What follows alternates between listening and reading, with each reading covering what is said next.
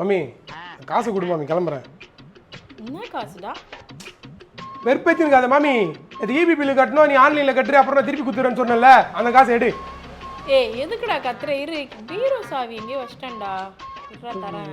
நீ வந்து பீரோவில் தான் காசு வைக்கிறியா? நான் கடுகு டப்பில் தான் இப்போ எடுத்துனா போ எடுத்துன்னு வந்து கொடு மாமி, வேலைக்கு டைம் ஆகுது. இருடா பொறுமையா இருடா.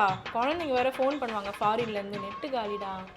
அதுவும் கொஞ்சம் பண்ணி விட்டுற, ரீசார்ஜ் சேர்த்து தந்துடுறேன். உனக்கே அக்கிரமமா இல்லையா? என்னடா அக்கிரமம் சொல்கிற?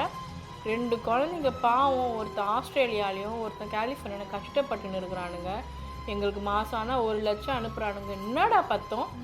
அதனால இது அடுத்த வீட்டு காசுலேயே மங்களம் பண்ணணும்னு நினச்சிருக்கிறீங்களா நீங்க?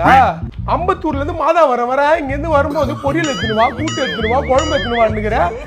இப்போ பேசாம என்ன பண்ற, ஒரு தட்டு ஒன்று ஏற்றுனு நீயும் புடிச்சணும் ரோடா அப்படியே ராப்பிச்ச மாதிரி போயிட்டு